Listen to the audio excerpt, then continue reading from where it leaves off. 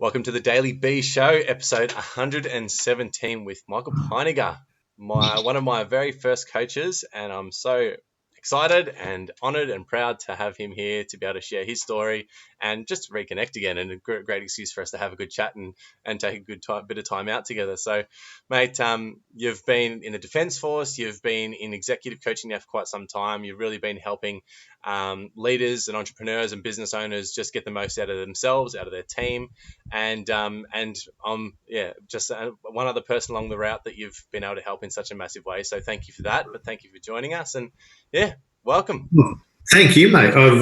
When you put the offer out, I have to say I was really looking forward to both the discussion and, as you said, reconnecting again. It's been a little while, and really enjoyed the work that we did, and to be able to talk about the types of work that I love doing, which is, I could talk for hours on that, but we probably won't do that. Well, look, the sky's the limit, so I'll let you do it if you are.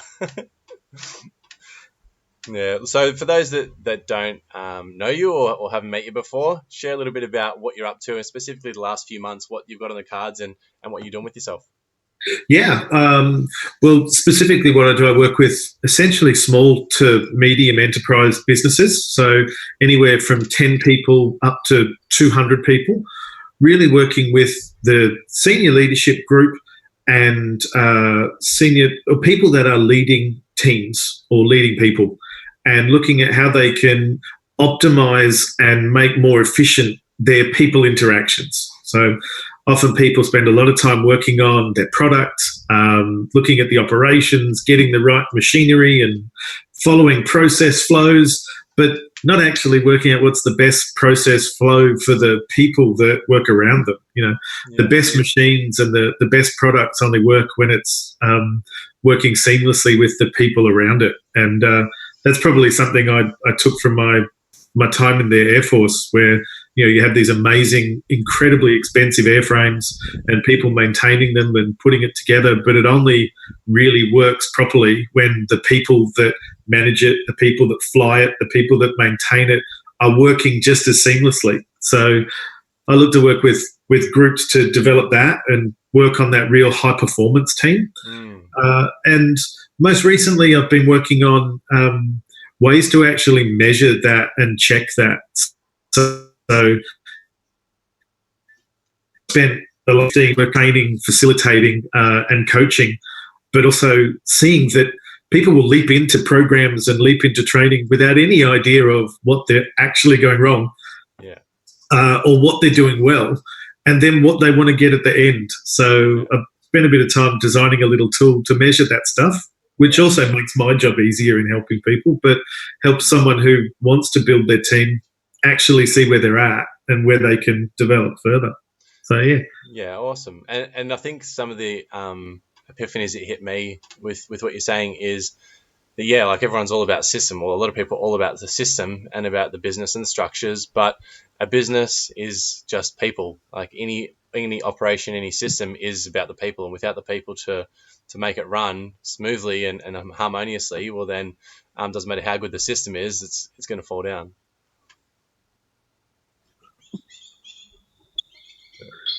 So I just lost you there for a moment, but I heard you saying, if the system doesn't work as smoothly or as efficiently as the product or the system does, well, it falls down.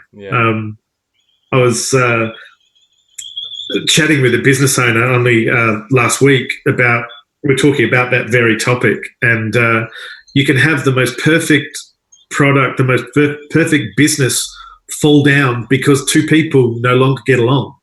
Yeah. And it could be based on one incident that was misinterpreted, that was not dealt with and let go.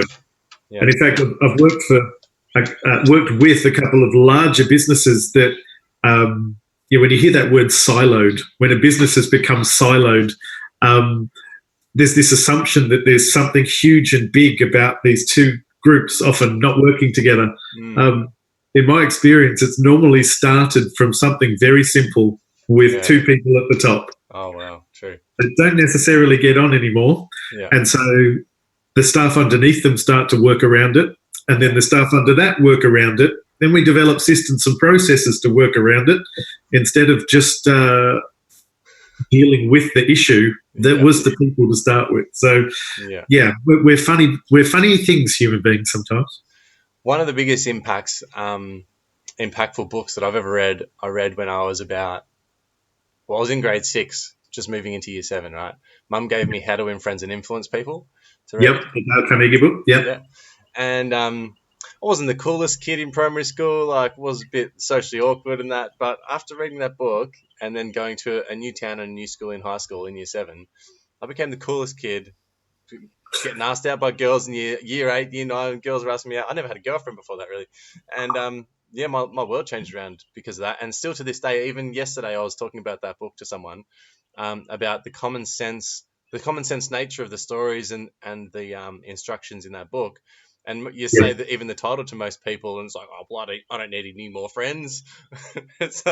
But people don't use people's names even. Like there's so many just common sense things, seemingly, like be genuinely interested in the other person, that absolutely being utilized. It's funny. It's a book that was written in the 30s, wasn't it? And it's funny we say we don't need any more friends, and yet we're talking about now connections. And we want to build social connection, or we want to build real engagement with a business. Some of the simplest things to do is, as you said, just to use someone's name, to say thank you, to actually be genuinely interested in somebody else's business, and be curious. I think if there's one thing probably the one thing I've enjoyed most about coaching people, and something that made it enjoyable for me, was to actually be curious. You know, not everybody works the same way I do. Nothing, and just because it doesn't work the way I want doesn't mean it's not effective. Or people getting stuck. Okay, let's actually be curious. And for me, I can be quite passive aggressive, and I can be quite judgmental. That can at times be a default. I see something I don't like, and as opposed to going forth and going, right, how does that work? And just actually being curious without any judgment. That's something I definitely took from the How to Win Friends and Influence People. I wish I had have read it a bit earlier. I stayed socially awkward and uncomfortable all the way through high school. So I wish I had have learned that a little bit earlier. And I think I picked that up during university study for one of the units, actually. And really powerful stuff. I don't know what possessed my mum to give it to me at such a young age, but I'm so grateful that she did. But do you feel well, I'd love to hear about your Defence Force, like Air Force days, and the impact that's had on just your mindset now. Teams and leadership. Well, I was lucky enough to join the Defence Force Academy after leaving high school, which was part decision, part not having to make a decision. I'd, like a lot of kids my age, had watched Top Gun and wanted to be in planes. And while I didn't quite have all the high fives and the shirts off and the volleyball and the fast planes, trying to get to that. And while I didn't have the hand-eye coordination to be a pilot, because the guys that I served with that were pilots, wow, off the chart when it comes to that. I joined as a navigator, so someone who was also air crew, but looking at fuels and weapon systems and tracking. And I loved that concept. And so I spent 3 years at the Defence Academy doing a degree, and during university breaks, then going and doing stuff out at different Air Force bases. And while I loved the link with the Air Force, I realised that I had that inkling feeling that maybe being a navigator wasn't for me. And it wasn't until I think I probably knew on day 4 of my I'm not sure this is for me. Sorry, I just lost you for a moment there. I was saying I think on day 4 of my navigator course, I realised it probably wasn't for me. I stayed on that course for 5 months, and I certainly wasn't the star performer. I certainly wasn't at the bottom of the course, but I remember having a chat with an instructor saying, okay, so after we do this bit, what's next? And he just looked at me and laughed. What do you mean, what's next? You're going to be doing this for the next 10 years of your life. And I knew it wasn't for me. I just felt so disappointed. Yeah. Some of the guys on the course, that was their absolute passion and love. Yeah. And they'd come back from a training flight and they'd be just so excited and literally high-fiving and, excuse the language, just going, wow, that was better than sex. I'd come back for a flight going, well, either I don't get this flight stuff or my peers really don't get this sex stuff, because it couldn't have been further apart for me. But I realised that what I'd been aiming for, I actually didn't really want. It was more the ideal of it than the passion of it. So I was lucky enough to have a boss that put me, essentially back-coursed me, said, you'll finish this course where you are. I had to do 3 psych interviews because people want to be aircrew. They don't not want to be aircrew.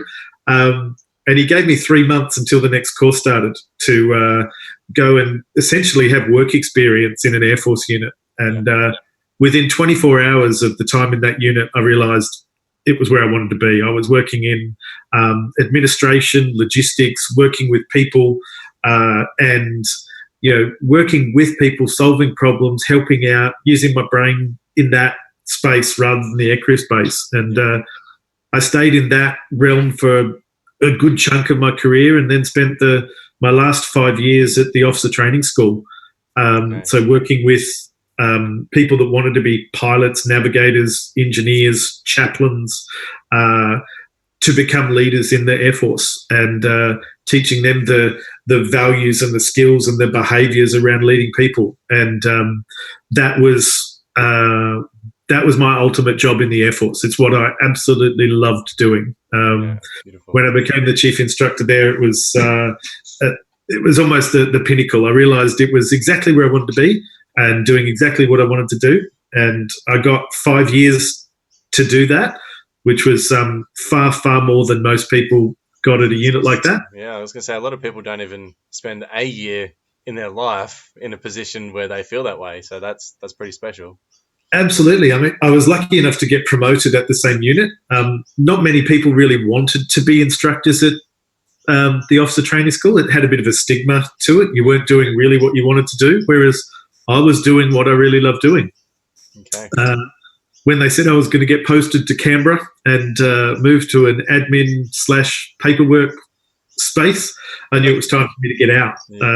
And it was shortly after that I started with Chameleons. So for me, I know it's a cliche and everybody speaks about that you've got to have your passion, you've got to have your passion. I think I probably came about it the opposite way. I knew what it was that I didn't want.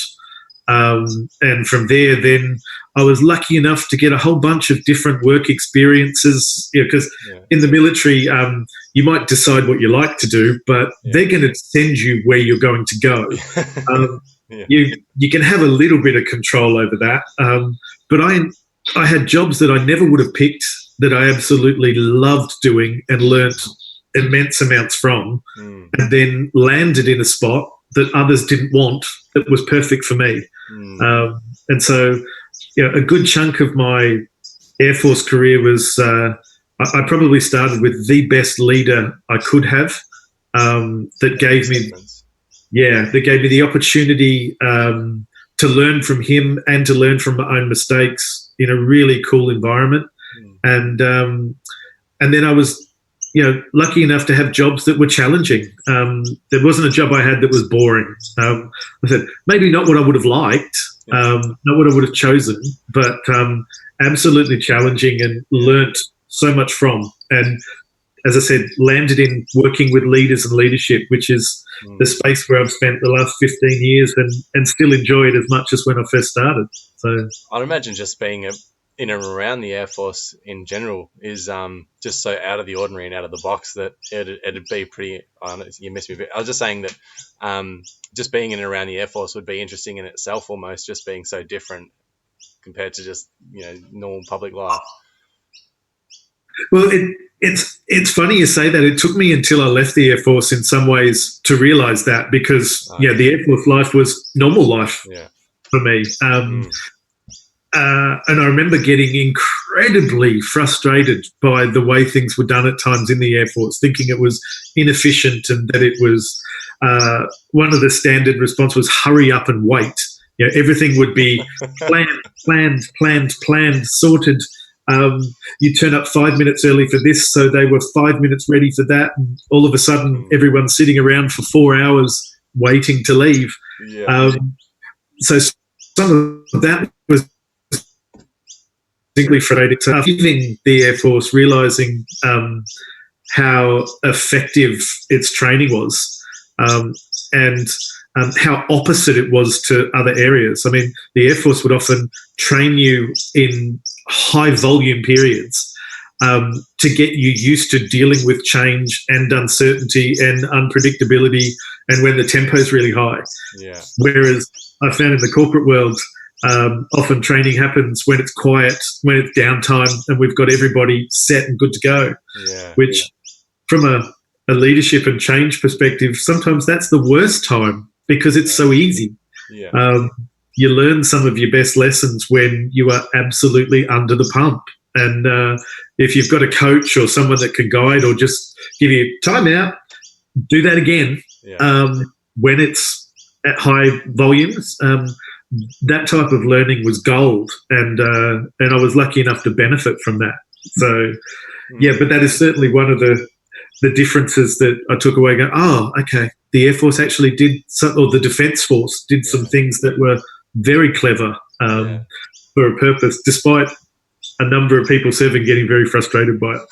Well, I mean, we were just talking about growing websites and building websites and creating new things, little gizmos and gadgets just to make the business work smoothly and to deliver what we're doing. And absolutely, a lot of the time, like, I'm sure you can subscribe to when you say you're going to do something or you put it out there, and then all of a sudden people are waiting on it. And now you got to create it. So it's like, all right, I didn't know I needed to learn that until I needed to learn that, and now that I do, it's like go time. Absolutely, and that it's funny you say that. That's a sticking point I've learned, not only for myself as well, but for a lot of small business owners, whether they're working on their own or whether they have a team around them, is that that responsibility bit, that once you put something out there, then it's up to you to actually make it happen. And there's not going to be a boss or a boss's boss looking down on you to say, hey, you said you'd have that done. You've got to hold yourself to account, often as much or if not more as you hold your team. Which I think for me, I learned for you to let yourself off the chain, isn't there? And I think without having a coach like you there that is there to help with that accountability, I mean, we're more likely to let ourselves off the chain than than others. So. Oh, absolutely. And it's funny you mentioned that coach space. As you know, you look, every street corner now has someone who is either a leadership or a life coach or else. And one of the things that, because I'm interested in what others do and how they do it, one of the key things I've learned early is if anyone's claiming themselves to be a good coach, I ask them who their coach is. Because if you actually believe in the coaching process, you would have a coach. If they don't, then they're trying to be a mentor and say, well, this is how I did it.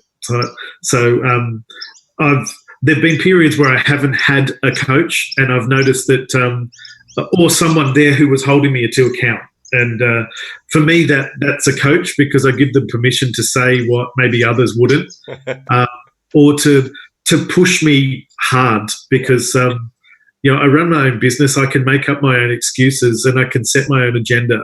And while that's incredibly empowering, it also means if you don't stay on top of yourself, you can abuse it so easily.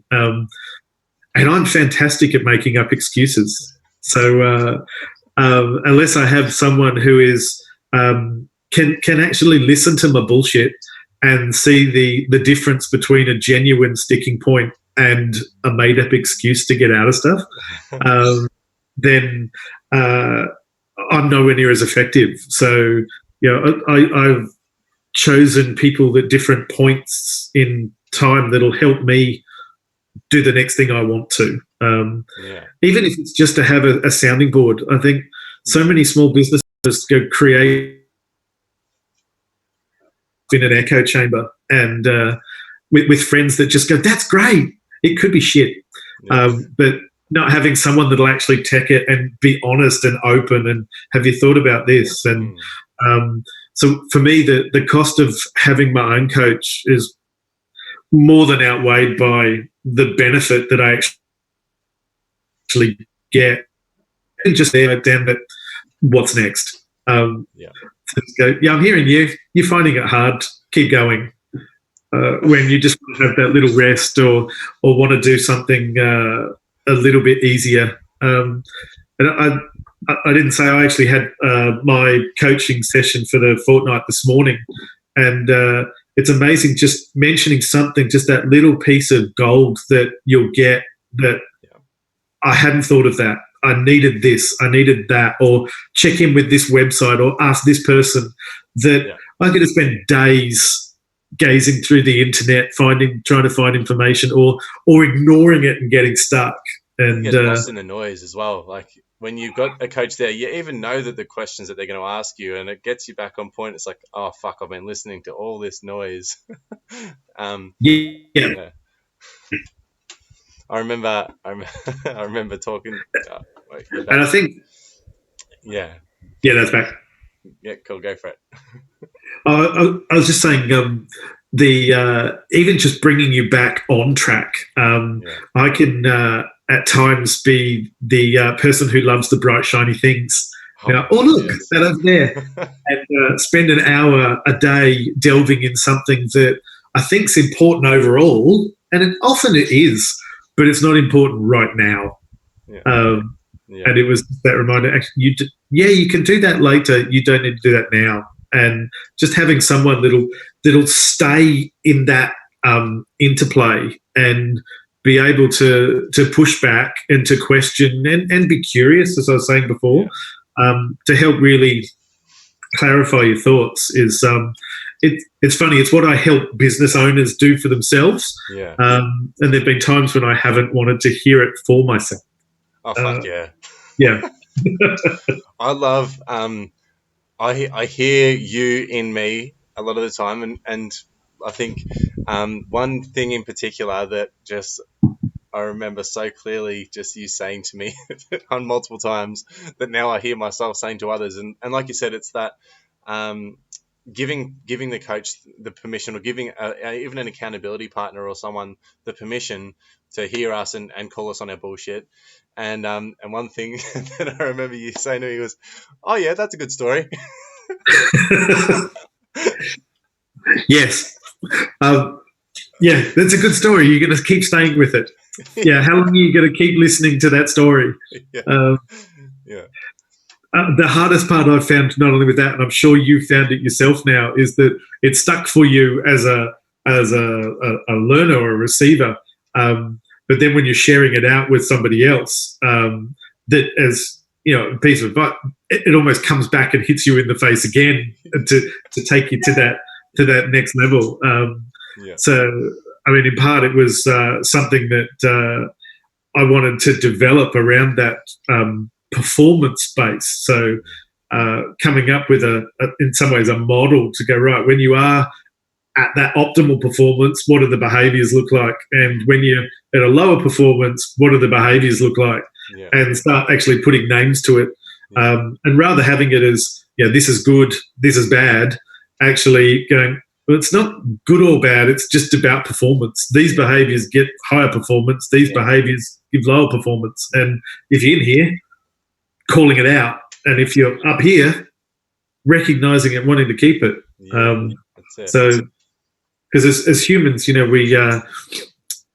we're a system. We're not always at optimum performance. There are times when we're good, medium, we might be performing lower. And it's like, how do we spend less time here and get more time up here? And so created this model called the air bleed model, so that the air part being accountability and intention and responsibility. That's the stuff that's really good, and delving around the behaviours there. Yep. And the less performing stuff around blame and leniency and excuses and shame, the stuff that as a leader we can all feel, Yep. but it can drag us down. Yes. And that how do we move from there and bring it back up? And recognizing sometimes that, you know, blaming and excuses can be venting.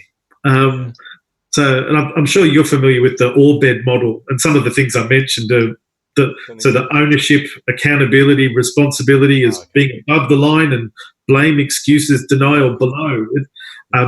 This whole idea of there's good and there's bad. It's like, well, no, for me, there's not so much good and bad, right and wrong. There's higher performing or lower performing.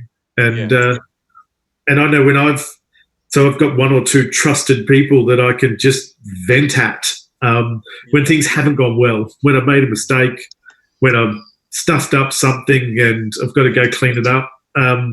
Vent with that person, which in other models, that might be below the line and I'm supposed to feel bad about it. But in actual fact, venting it and sharing it makes me feel better. If you're taking responsibility for it and you're creating the context around that, and you've got someone there specifically for that purpose, like it's still a build up of energy, and you can release that energy in so many ways. You can go and punch a punching bag, you can go for a run, you can fucking throw some poison out of your mouth. But essentially, if it's in that context and the context has been created, well, I think that's a responsible way of going about it, as opposed to splurting your shit on everyone and throwing around your blames and justifications on everyone because you're not willing to take responsibility for it is a different story. Spot on. Yeah. And that's why I never really enjoyed some of the study I did for my degree at uni. It introduced me to physics type concepts and concepts around systems and behavior. And you know, if you look at any piece of machinery, whether it's an engine or it's a filter or it's something, at some point they all have to be taken offline to be purged of things that don't work to make them more efficient. And whether it's clearing the air out of a water pump or it's getting the right fuel mix for an engine. As humans, we're the same. Sometimes you've just got to purge some of the stuff that's not right to perform higher. You just need to have a little Tourette's episode on the side of the day. And I find well, if it works. I worked with a large insurance business once that they had a screen room. They set aside what was a little old vault where they used to keep some money. They set aside, padded inside, had one of those blow-up punching little dolls. Oh, yeah. And when their customer service team was just finding it that little bit too hard or they'd hit the level, they just log off, take their headsets off, go into the room, thrash out against the machine, yell and scream, get it all out, and come back to their desk. And I thought, God, why do we not give ourselves permission to do the same thing more often? In that, I'm not quite right. I need to step away for a moment, get this right, rather than continuing to plow on at 60% performance, whereas 5 minutes at 10% pulls you back up to, working more optimally. State management. And I think, like, going into what you touched on, the physics side of things and Tesla's understanding the universe as energy, frequency, and vibration, thinking in that way, it is just all energy that's built up within us. And it's if we're not respecting that and taking responsibility for the energy, well, then it's going to be coming out in certain ways. So we can either unconsciously allow it to come out in unresourceful ways, which can be us hitting our fucking head against the wall, just wishing it away, or taking responsibility for it and finding an outlet to release it and to allow that energy to flow so that it's resourceful and we can use it to our advantage. And that's where, like, fighters and boxers, I love watching them because they're taking all of their energy and they're condensing it and they're utilizing it in a really resourceful way, which is obviously their martial art. And even actually, to go a little bit off topic with that, but even relationships as well, like so many people that are unconscious or a sort of lower consciousness vibration get into relationships and they can't handle the temptation that is around them. But when you recognize that everything is just energy and vibration, you see other attractive women or people or experiences or temptations, and you're able to sort of channel that energy into an outlet, which is your creativity, your relationship, whatever it might be. So you turn that into a resourceful outlet instead of like spurting out these energy releases in unresourceful ways, like use your imagination. Yeah, I was going to say there's some wonderful metaphors there that I'll just let go.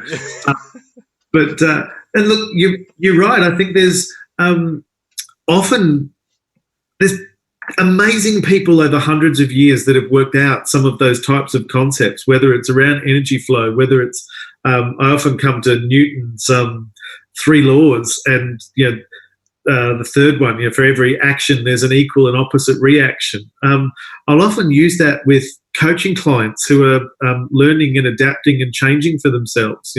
Someone's becoming more responsible, or they're becoming more assertive, which is a wonderful thing for that person, but not necessarily realizing the impact that'll have on everybody else around them and the responses that they'll get. Friendly Michael just turned into a hard ass. I don't like this version. That's right. I've been able to walk all over this person for ages, and now they're standing up and saying no. And it's funny that sometimes just understanding some of those concepts that fit in the natural world, fit in the mechanical world, they fit in the human world as well. If I'm going to be responsible or I'm going to be accountable, I'm going to get a certain reaction.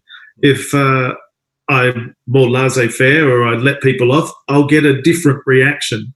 So it's that, we do the same thing again and again and expecting a different response. Well, of course we're not going to. But if I do input a different response, then expect others in my environment to be different. Yeah. That's part what I love around working with teams is that anytime there's a new leader, anytime there's a new person into the team, anytime there's something in the external environment that starts to impact on the team, the behaviours change. And to be able to have leaders and teams that can adapt to that, and not that they get it right all the time, but that they're quick to adapt. That is what I love working with a group, where they can see that and adapt to it. I'd heard about systems thinking, and I mean, I thought sounds pretty common sense. You think about systems, right? But yeah, so you're back again. So yeah, systems thinking, and it wasn't really till this year that I dove into it a little bit more and really started to look at obviously just that, like you change one little cog in a system and it affects the whole system. So it's about understanding that holistic thought process around what one tiny little shift can do in the whole system. But I'd love to dive into some definitions based on how you operate with respect to what a high performance team is, what a high performance leader is, what kind of outcomes and objectives sort of leaders you want to have as a leader and as a team, like just to understand a little bit more and pick your brain around those and what you go into and how you define these sort of terms. Sure. For me, a high performance thing that I know it's going to sound simple, but quite obviously is performing at a high level and is incredibly able to adapt to changing environments. So they've got a skill set that has them be able to see what's going on in their environment, and there is a level of trust that they've achieved with each other. Not that they're perfect, but there is a seamless understanding of their strengths and their weaknesses and their way to work together as seamlessly as possible. So there's no misunderstandings around how they behave, or if something is not what they expect, or something's not working. Say you and I are in the same team. There's something about what you're doing that's not working for me. Well, a high-performing team is one that won't let that sit. They won't develop a workaround in which you and I don't work together, or we avoid being on the same project. That's bullshit. That's inefficient. It's where you and I are conscious enough to see it. We're able enough and assertive enough and vulnerable enough to have the conversation and resolve it, and to be able to do that both effectively and efficiently. So it's not lasting for months and months and months and needs an intervention, but they've got the skill to go, this isn't working for me, or this is working for us, or okay, this isn't perfect for me, but it's great for you. So how do we make that work? Often, I think in Australia, we're so able to watch and see and understand that from a sporting team perspective. We can identify it easily. When you see a sporting team just working seamlessly, beautifully together, you can see it. They've got the points on the board. They're winning matches. They just work. They look like they're having fun together as well. Yeah, absolutely, without doubt. And it's not just because they're successful. No. It's because they really, really know their place in the team, and they know what they're bringing to the team. And you don't see it often. Like, I'm a fan of the Melbourne Storm here in Melbourne, and I know from a rugby league, not everybody's into rugby league, but they've been a high-performing team for 15 years. And people have changed. They've done things. You watch them on the field. They don't always win, right? But they win a lot more than they lose. And you watch their systems and the way that they play, you can see people really understand the people they're around and how they work and what their place is. So for me, high performance follows that same thing. You don't need that team of all-stars, but you do need a team that is skilled in themselves. They're aware enough of their own behaviour that they know what they're good at and they're not, and they're able then to really draw upon the people around them to enhance their strength and to help get past their weaknesses. And it is a cliche, but as a team, they will be stronger. Of course, yeah. But I think to say that you just put a group of people together and as a team they'll be stronger, rubbish. Some of the worst groups are the ones that don't work together as a team and actively avoid each other or arrogantly think they've got it all worked out. So, so for me, that's what I think of as high performance. But I'd say there's 5 areas that people can really look at to try and develop it. And I mean, I start most groups with a simple question when it comes to a team or their business and say, rate yourself out of 10. Tell me where you're sitting. If it's not a 9, then you're not high performing. More often than not, a team will say there's some, often it's a 7. Really getting technical there. Oh, yeah, it's really not complicated. Yeah, that's awesome. It doesn't. Look, I do have an individual diagnostic tool at Checkpoint I use, but sometimes it doesn't have to be that complicated. It's the hard truth, isn't it? It's like, you come out of your mouth, you tell me what you think, and if it's, like I said, anything below 8 or 9, well, there's something to look at there. Absolutely. And for me, the one area that the awareness to ask that question, answer it truthfully. Where most teams, I think, struggle is when they score themselves a 6 or a 7, because they're doing well. They're not 4.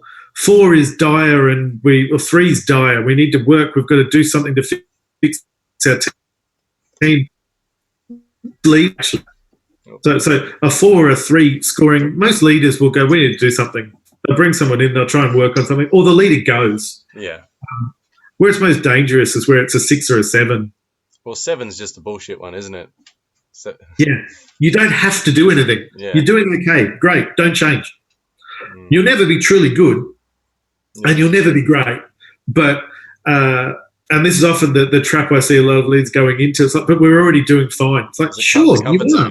Yeah, that's right. You've if it was AFL terms, you're just inside the top 8. Great.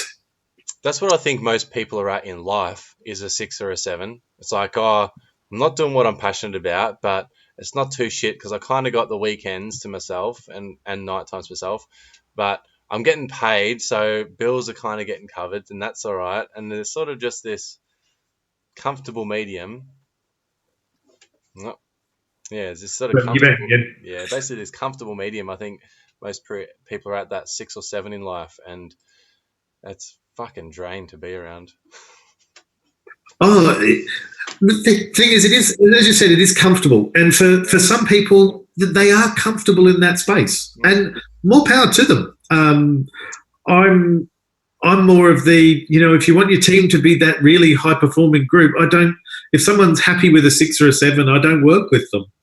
Yeah, Um, no, I think it's probably like below that. There's stuff there um that needs work, right? They need assistance, but to hover around that point, I just think that's the greedy zone. That's the I give enough fucks to just do all right for myself, but not any more fucks that I'm going to actually do anything for anyone else.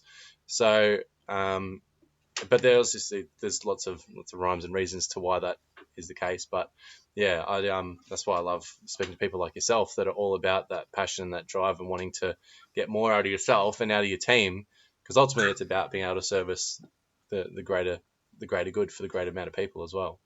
oh, absolutely. And it's funny you mentioned that point of there's some things that are just being missed. Yeah, absolutely. Because a 6 and a 7 is not 10. So there's plenty being missed. It's just not wanting to go there. And I see a 6 or a 7 often as just lazy, because today's 6 or 7 in 6 months' time is a 5, and in 18 months' time it's a 3. Well, I think it's Because complacent and you don't mind being there is the thing, because if you've gone from a 3 to a 7, that's fucking great, and you've got the drive to continue to go on. Like, that's a different mindset to I've been at 6 for the last 12 months and 18 months, and it's just I don't mind. It's kind of good. Like, that's a get out of my face with that. yeah, and that's where I think that whole adage, what isn't measured isn't done. I mentioned before that I've spent a lot of time doing training and training programs and coaching,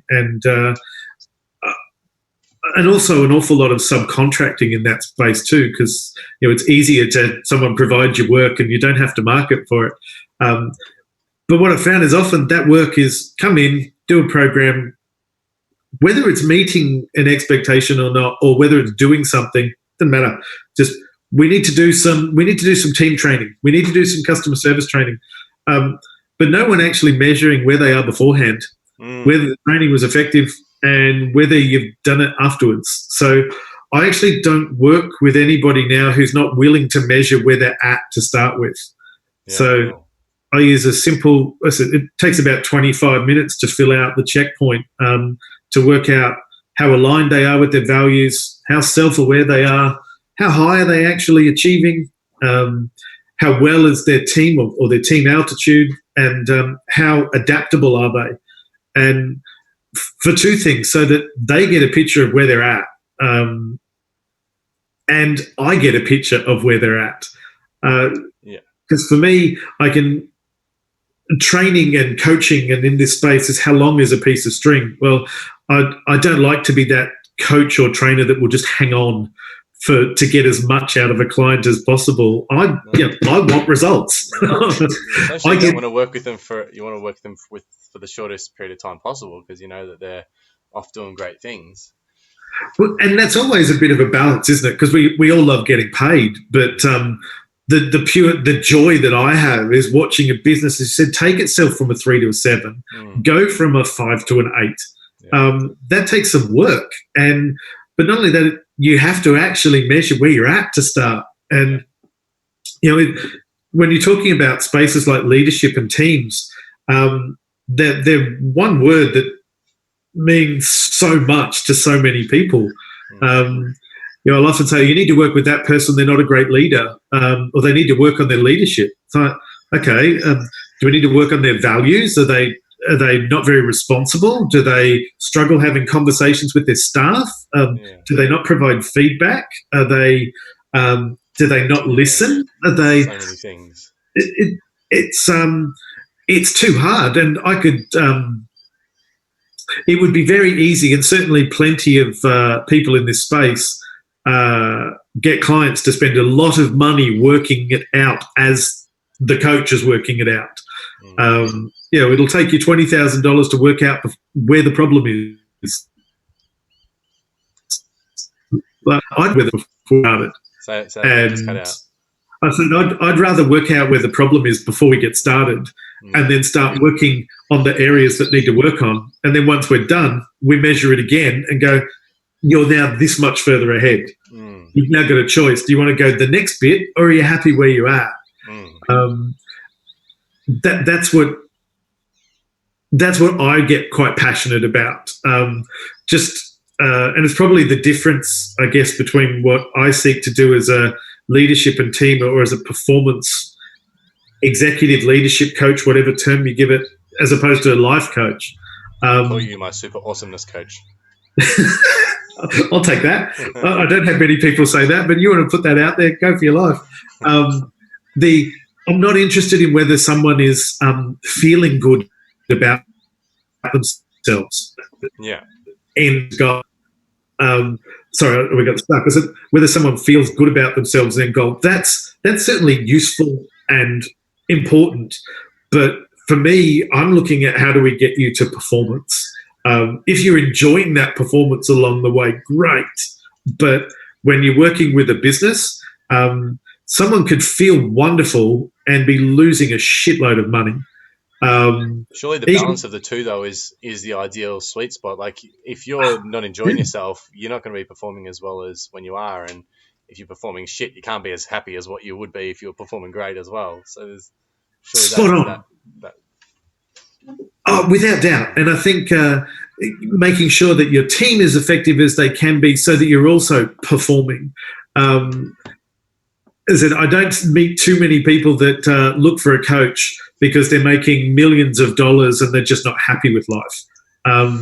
It's not always about the dollars. It might be just about building a sustainable business. Probably more people that do need to do that, though. There's a lot of wealthy people, celebrities, and people that kick in the bucket because they got it all and they don't understand how to be happy with it. So maybe that's something that needs to be.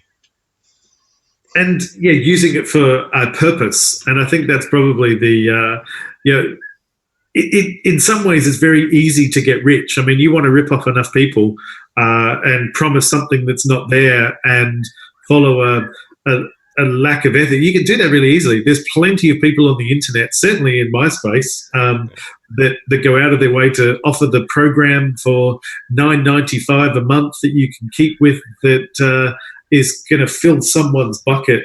But and hey, look, I'm in what I do to make money at the same time. You know, I'm not a charity, and I'm certainly not altruistic in that sense. But I know I get a lot more out of what I do when the client I'm working with is really achieving and hitting their straps. Yeah. That makes me feel good, and I know from experience then that works its way out as well. So definitely, I'd rather do a good job than bad jobs many, many times. Of course, yeah. One thing that I want to touch on, which was a little, I guess, coming up for me when you were explaining what a powerful and high-performing team is I was thinking about the relationship that you must have with your partner and the just relationships in general in that sense, because it sounded like you're also explaining a really good partnership. And when you're in a partnership, you've both got a common goal. You've both got that common long-term vision together that you're both invested in. But what I see in a lot of teams and organizations is the lack of that. So I wanted to touch on a couple points, actually. Also, what I recognize is with that connected big vision, with that sort of aligned desires with your partner, you're more inspired and motivated to come to each other with those with the first flicker of insecurity or doubt or uncertainty or discomfort, to communicate about it and to have those high level conscious conversations. But in organizations, there's not as much, unless they are aligned in that same way. It doesn't seem like there's as much of a motivation or an inspiration to have that level of connection. But it sounded like that's what you were sort of talking about, is that level of connection and that level of alignment in a team as well. Yeah, I think it's certainly. I was going to say alignment and being adaptable. Like my little family unit, I don't have an enormous family connection. I don't have hundreds and hundreds of cousins and whatever else. You can There's borrow mine my if you need my some. brother. Sorry, You can borrow mine if you need a few more. no, I'm okay. I'm pretty comfortable with what I have. But my family lives in, or my mum and dad and brother live in Brisbane. My wife's family, Kerry, comes from England. So, in many ways, on a day to day perspective, our family unit is myself, my wife, and my two kids, and which is incredibly important to me. And see, I'm surrounded by, you can't see here, but behind me, I get a daily reminder of my kids' stuff around me. That's what I don't have inspirational posters in my office. I have children's art because that it reminds me why I'm here. But from that, I was thinking, knowing you're heading in the same direction, but also that sometimes it needs to adapt. So I was just saying that need to adapt, in that I'm not the same. My wife and I have been married almost 20 years, and I'm a very different person to when I first got married, and so is she. And in that time, we've had two young babies that are. I've now got a daughter in grade 11 and a son in grade 12. Where we're hitting final exam moments.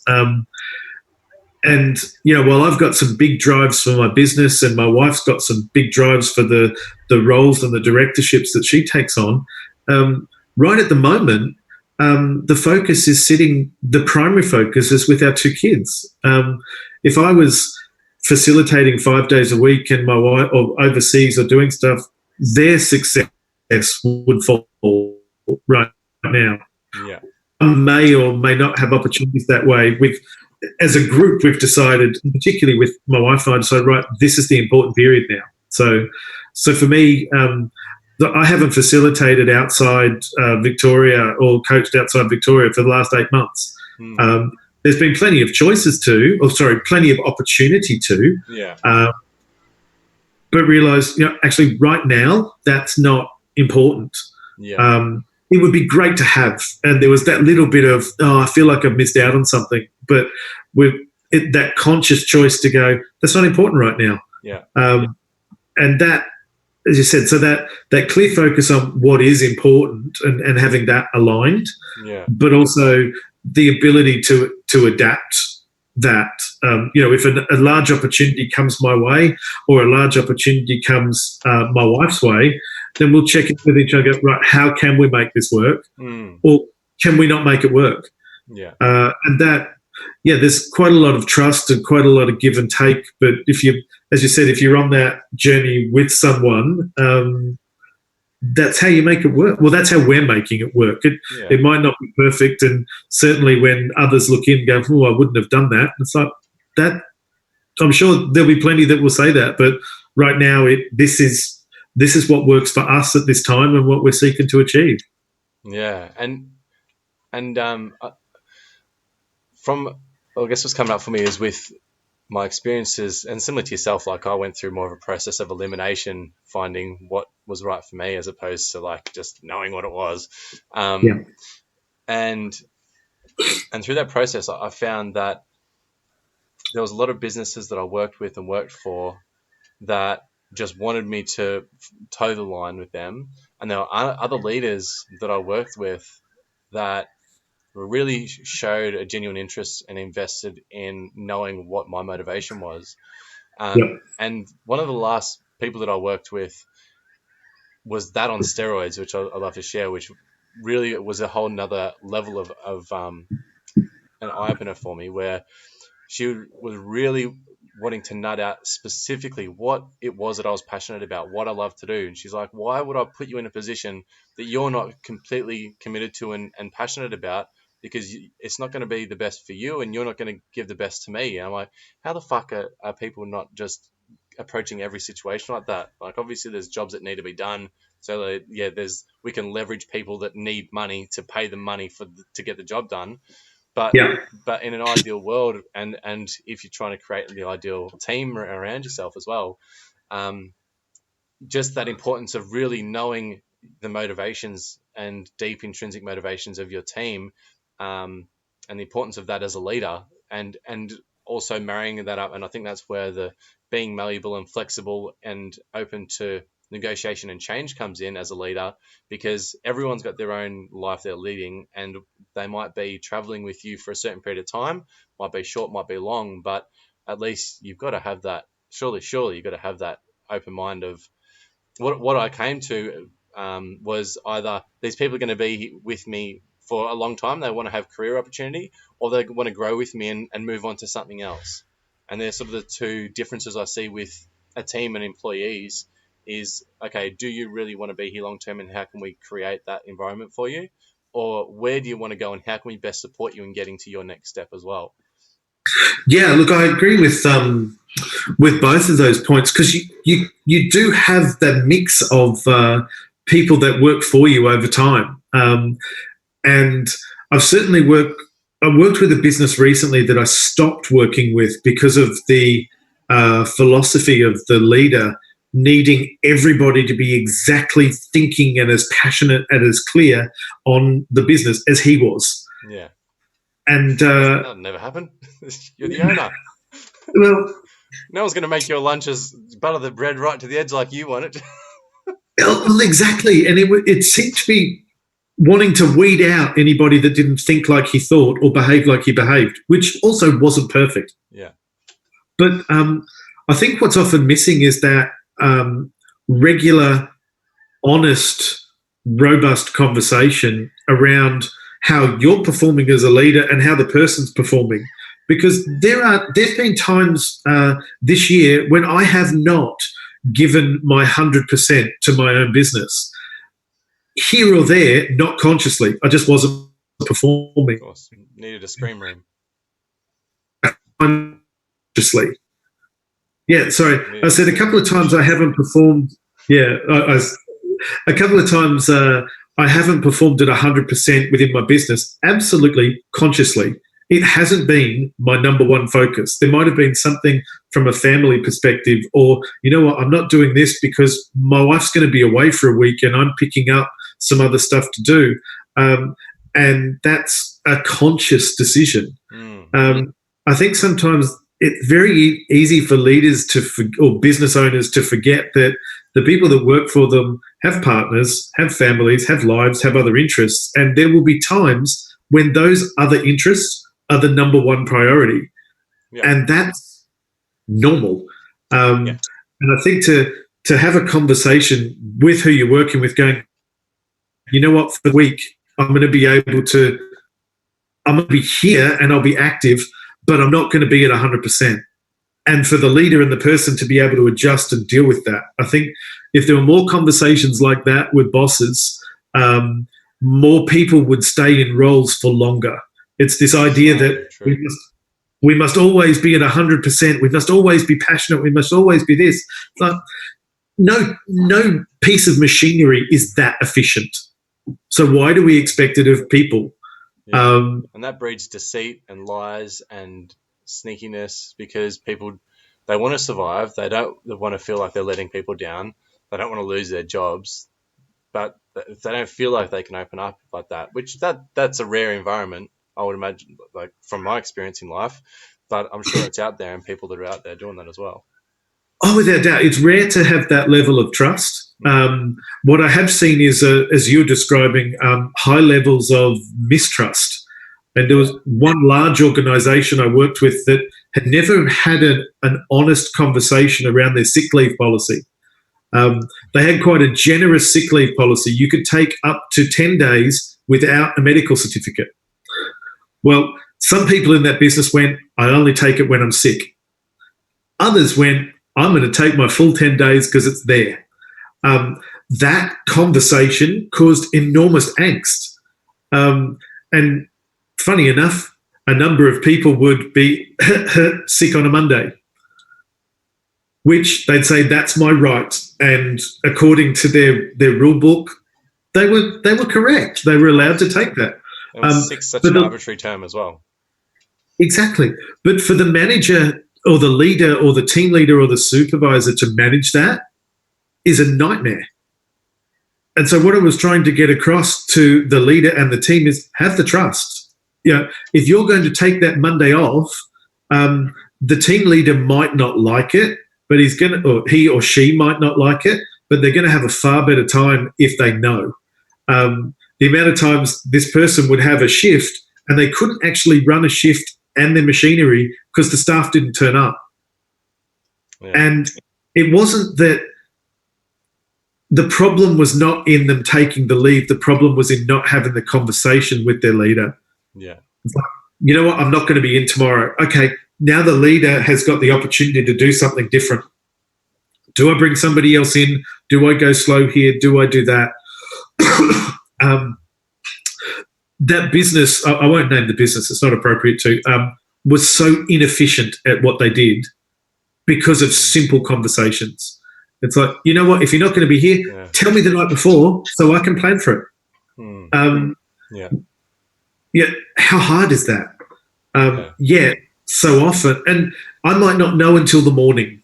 You know, I've had to cancel a coaching session twice this year because one, I got stuck in traffic that I couldn't predict behind an accident. Another time, my daughter was ill in the morning, and so I'm the person that is here to look after this. Could easily make stuff up, could easily come up with crap, could easily do it, but that genuine open conversation around this has happened. Yeah. I'm sorry, I don't want this to happen. It's happened. How do we deal with it? Those simple conversations not happening drive so many inefficiencies in a business. How quick are people to take it on board, that new paradigm of opening up and having that? Like, is that, do you find, because I love the term, the fish rots from the head down, and oftentimes it is like, it's got to be passed down from the leader, any shifts and any sort of change in anything, but how quick, and it might be sort of how long's a piece of string, but how quick do people take on that sort of change? Because that's a pretty drastic, complete change of environment and their reality, really, of what they know to be true. It is a little bit of how long is a piece of string, but I think it certainly moves a lot quicker if the leader is on board first. I've run a lot of training programs. I don't anymore. More through frustration, I just stopped doing it. Where a leader or a business owner says, "My team needs to learn this," or "They've got to do that." They've got to be more accountable. They've got to get more sales, and they're working in an environment. And I can train, and I've done this a number of times. I've trained up the group, but they're now assertive. They're confident. They can do things well, and the barrier being the leader. Yeah. So saying that the team's learned, they've just hit a barrier, and the barrier is the leader. So I actually don't take on work with a business anymore unless the leader has done my checkpoint profile and at least done a debrief so that I know what they're working on or what they're working with. Yeah, wow. Because there's no point getting a team to perform in a way that's not going to work with their leader. And if the leader won't do the checkpoint or look for themselves, I don't do the work. It's actually not worth doing. And they're better off spending their time or money doing something else because it won't impact performance. If the leader does a little bit of work, you can then prepare them for how their team will change. We say that we want a team to be more efficient, we want them to be more assertive, we want them more responsible, but when they are that, often the leader doesn't know how to deal with it. So I have the leader ahead of the game, not so they're the be-all and end-all, but when sometimes they get the change in behaviour from their team, they know what's coming. Yeah. And they're more aware of how to deal with it. And instead of just stomping on it or pushing it down, they might ask a question. They might be more curious. They might encourage it. There's nothing worse than a team that does a little bit of training, wants to put it into practice, and they get smacked down. Yeah. Not only will they not put it into practice again, the next time they go to training, they start 3 steps back. Yeah, of course. So I found the most effective way to get the team to work is for the leader to do some work beforehand. And if they won't, then I don't. It's the slogan of the day. If you won't, then I don't. If Yeah, you don't, then I won't. it sounds well. Yeah. It's taken a little while to get to that point because I mean I'm sure like anybody when we first start out, you take any piece of work you can get, and I've still had moments like that, but realise the ones that don't work are the ones that aren't leader led. So, and I only really want to do work that is going to work. Of course, yeah. Yeah. Of course. So, again, we could go on for hours, and We could, mate, and I realise the time. What would you like to leave people with if you had a megaphone and you could be in the ear of every leader or every person around the planet or in the world? What would you like to say to them, or what would your bit of advice be to people? My bit of advice would be well, two actually. One, read, whether it's read, whether it's watch YouTube, whether it's read the HBR articles, whatever. Michael Peiniger articles. Michael Peiniger articles, go crazy. If you think you've learned everything, you haven't. I've been in this space for 20 years in leadership, and I know about that much of a landscape. So that'd be one. The second thing I'd say to leave with is find out. If you think your team could do better, go have a look.